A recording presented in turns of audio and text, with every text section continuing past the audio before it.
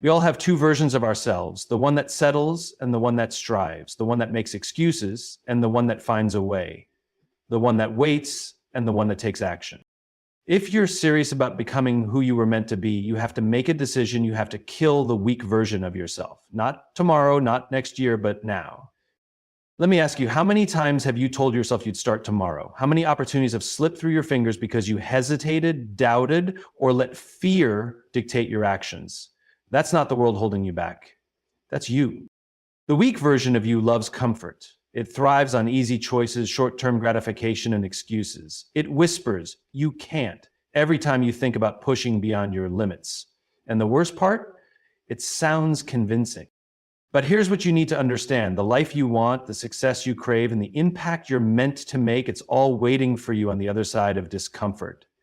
Growth isn't supposed to be easy. It's supposed to challenge you, break you, and force you to rise. Think of the most successful people you admire. They weren't born different. They simply made a decision to kill the weak version of themselves before it killed their potential. First, stop negotiating with your excuses. The moment you allow yourself to say just this once, you've lost the battle. Whether it's your health, your career, or your personal growth, discipline must be your standard, not an option. Second, audit your environment. Who are you spending time with? Are they pushing you forward or keeping you stuck? If you're surrounded by people who tolerate mediocrity, you'll adopt their mindset. Find people who demand more from you. Third, commit to action, not just intention. Stop waiting for the perfect moment. There is no perfect moment. The weak version of you will always have an excuse to delay. The strong version of you takes action despite fear, uncertainty, or doubt.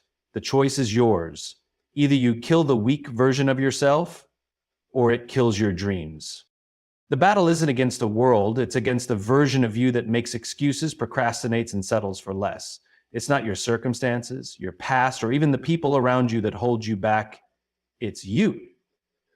The version of you that chooses comfort over growth, fear over courage, and convenience over discipline. Every time you hit snooze instead of getting up early to work on your goals, your weakest self wins. Every time you justify skipping the gym, postponing that business idea, or staying in a toxic environment because it's not that bad, you're feeding the part of yourself that wants to stay small. And here's the harsh truth. That version of you is not your friend. It whispers lies in your ear, convincing you that there's always more time, that you're not good enough, that you should wait until you feel ready. But let's be honest, how many opportunities have passed you by because you were waiting for the perfect moment? How many times have you watched someone else take action while you stood on the sidelines making excuses? The weakest version of you will do everything in its power to keep you trapped where you are. It wants you to stay comfortable, even if that comfort is actually misery disguised as familiarity.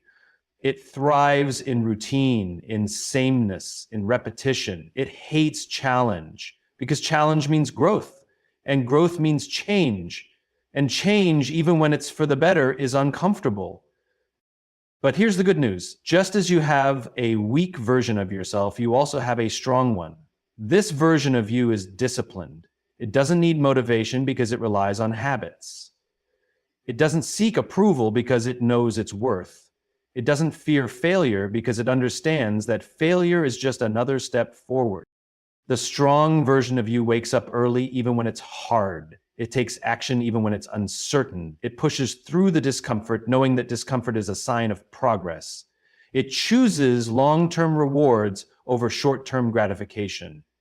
It doesn't waste time comparing itself to others because it's too busy improving itself. So the question is, which version of you are you going to feed? Because every single day you are making a choice. You are either strengthening the version of yourself that's going to lead you to success, or you're empowering the version that's going to keep you stuck. There is no in between. The key to transformation isn't found in some secret formula. It's in the daily choices you make. It's in deciding to take control of your life instead of letting life control you. It's in holding yourself to a higher standard even when no one is watching. And yes, it's going to be hard. Growth always is. There will be days when the weaker version of you fights back harder than ever, when it tempts you to take the easy way out. But that's when you have to remind yourself why you started. You're not here to live a life of regrets. You're not here to settle. You're here to push, to grow, to become something greater than you ever thought possible. So kill that weak version of yourself before it kills your dreams. The choice is yours. And if you're waiting for the right time, this is it. To step into a stronger version of yourself, you must let go of habits, mindsets, and relationships that hold you back. Growth isn't just about adding more. It's about removing what no longer serves you. It's about making room for the person you're meant to become by shedding the weight of what's keeping you stuck. But here's the hard truth. Letting go is painful. We hold on to bad habits because they're familiar, even when they're destructive. We cling to toxic relationships because we fear loneliness, even when they drain our energy. We repeat the same negative thought patterns because they feel safe, even when they keep us small. Yet, every strong person you admire has sacrificed something to get where they are. Athletes sacrifice comfort for discipline. Entrepreneurs sacrifice security for risk. Leaders sacrifice approval for authenticity. No one achieves greatness without giving something up. Your habits shape your destiny. If you constantly choose comfort over challenge, distractions over discipline, and excuses over execution, you're reinforcing the weaker version of yourself. Think about it. Every day, you're either moving closer to your goals or further away from them. There is no neutral ground. If you're wasting hours on social media, skipping workouts, or avoiding difficult tasks, you're strengthening the part of yourself that resists growth. Replacing weak habits with strong ones isn't easy. It takes effort, discipline, and a willingness to be uncomfortable. But it's necessary, because if you don't control your habits will control you. What you believe about yourself determines what you become. If you tell yourself you're not smart enough, not talented enough, or not lucky enough, you'll prove yourself right. A weak mindset justifies mediocrity. It finds reasons why you can't instead of ways you can. It focuses on what's missing instead of what's possible. But here's what you need to realize. Your current beliefs were shaped by past experiences, by failures, by things people told you. And just as you adopted them, you can replace them. A strong mindset isn't something you're born with. It's something you build brick by choosing to think differently. Start telling yourself a new story, one where obstacles are challenges, not barriers. One where failure is feedback, not a dead end. One where you are capable, not a victim of your circumstances. Not everyone in your life is meant to stay. Some people uplift you, inspire you, and push you to be better. Others drain you, discourage you, and keep you trapped in your old ways. If you're serious about growth, you have to take a hard look at your relationships. Who are you surrounding yourself with? Are they pushing you forward or pulling you back? Toxic relationships don't always look toxic at first. Sometimes they're disguised as friendships, as family, as support. That's really just disguised doubt. Pay attention to the people who dismiss your goals, mock your ambitions, or make you feel small. You can love people and still outgrow them. You can appreciate what they meant to you without letting them define your future. Letting go isn't about abandoning people. It's about refusing to let their limitations become yours. The truth is, growth is painful, but so is staying the same. The difference is that one pain leads to progress, while the other leads to regret. If you want to level up, you have to be willing to let go of the old version of yourself. You have to sacrifice comfort for challenge, fear for faith, and the familiar for the unknown. Because everything you want, every goal, every dream, every breakthrough, is on the other side of that sacrifice. So ask yourself, what are you holding on to that's holding you back? What do you need to release to rise? Growth demands sacrifice. The question is, are you willing to pay the price? The weak version of you thrives in comfort, but real transformation happens in discomfort and challenge. We all have an instinct to seek what is safe, predictable, and easy. It's human nature. But the problem is, the comfort zone is a trap, a beautifully disguised prison that keeps you small, stuck, and unfulfilled. Think about it. How many dreams have died because someone chose comfort over courage? How many people live with regret because they never took the risk, never spoke up, never pushed themselves beyond what was familiar? Comfort feels good in the moment, but over time, it steals your potential. Your comfort zone tricks you into believing you're safe. It tells you that if you avoid risk, failure, or discomfort, you'll be okay. But the real danger isn't in trying and failing, it's in never trying at all. Staying in your comfort zone means settling for less than you're capable of. It means choosing the known struggle over the unknown opportunity. And worst of all, it means looking back years from now and realizing you never became the person you were meant to be.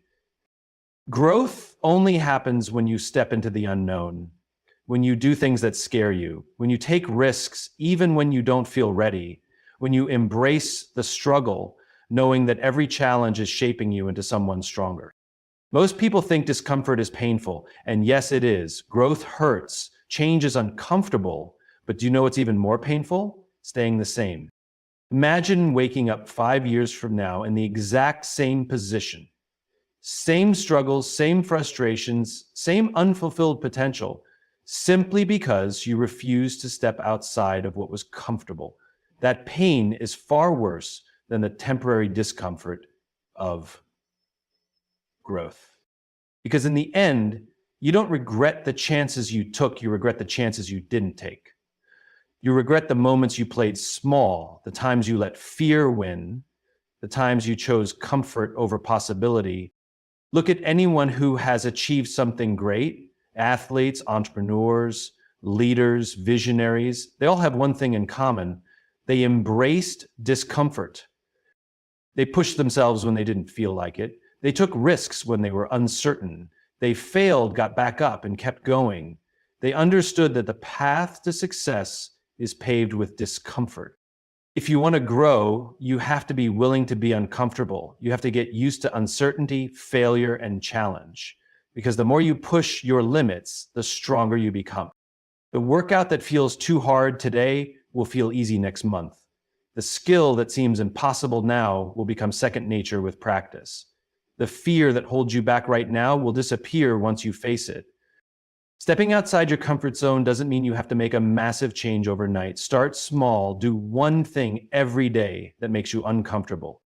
Every time you push past what's comfortable, you expand your potential. You prove to yourself that you're capable of more than you thought. And over time, discomfort becomes your new normal. At the end of the day, you have two choices: stay comfortable and stay the same, or embrace discomfort and grow. One path leads to mediocrity, the other leads to greatness. The weak version of you wants comfort. The strong version of you is waiting on the other side of discomfort. So ask yourself, which version are you going to choose? Motivation fades, but discipline is what separates those who achieve from those who dream. Too many people rely on motivation to take action. They wait for that surge of inspiration, that perfect moment when they feel like it. But what happens when motivation runs out? What happens when the excitement wears off and reality sets in? Because the truth is, motivation is temporary. It's like a spark. It burns bright for a moment, but quickly dies out. Discipline, on the other hand, is the fire that keeps burning long after motivation is gone. It's the force that keeps you moving forward even when you don't feel like it. If you're serious about achieving anything great, you have to stop depending on motivation. You have to build discipline. Motivation is based on emotion. It comes and goes. One day you wake up feeling unstoppable, the next you feel tired, distracted, or unmotivated. If you let your emotions dictate your actions, you'll never be consistent. That's why so many people start strong but never finish. They get excited about a new goal, whether it's getting in shape, starting a business, or improving their mindset. They go all in for a few weeks, but the moment it gets tough, the moment life gets busy, they start making excuses. They tell themselves, I'll get back to it when I feel motivated again. Discipline is different. It doesn't care how you feel. It doesn't rely on excitement. It's about doing what needs to be done, even when you don't feel like it. Think of the most successful people you know. Do you think they're always motivated? Do you think athletes wake up every day excited to train? Do you think successful entrepreneurs always feel like putting in the work because they understand that discipline is a habit, not a feeling? It's a decision, a choice you make every single day, regardless of your emotions. You don't go to the gym because you're motivated. You go because it's part of who you are. You don't work on your goals only when you feel inspired. You do it because you've made a commitment to yourself. You don't quit when things get hard. You push through because discipline demands it. The key is to make discipline automatic. Remove the need for motivation by creating routines and habits that keep you on track no matter what. Create a routine, set a schedule and stick to it. If you only work when you feel like it, you'll never be consistent. Lower the resistance, make it easier to take action. If you want to work out, set your clothes out the night before. If you want to read more, keep a book next to your bed. Remove distractions. Your environment shapes your behavior. Get rid of anything that makes it easier to procrastinate. Set non-negotiables. Decide in advance that certain actions are not optional. Discipline isn't about having a choice. It's about making the right choice automatic. Hold yourself accountable. Track your progress. Surround yourself with people who push you to stay disciplined. Embrace the suck. Some days will be hard. Some days you won't feel like doing anything. That's when you remind yourself discipline wins. Motivation is easy. Anyone can feel inspired for a moment, but discipline, that's rare. That's what separates winners from dreamers. So ask yourself, are you waiting for motivation or are you building discipline? Because at the end of the day, success isn't about how motivated you are, it's about how disciplined you choose to be. The people around you either feed your weakness or fuel your strength. Choose wisely. We like to believe that success is a solo journey, that as long as we have enough willpower, we can push through any obstacle alone. But the truth is, who you surround yourself with will determine how far you go. Look at the most successful, disciplined, and high-achieving individuals. They don't rely solely on their own motivation or strength. They build a support system, people who challenge them, hold them accountable, and push them to be better.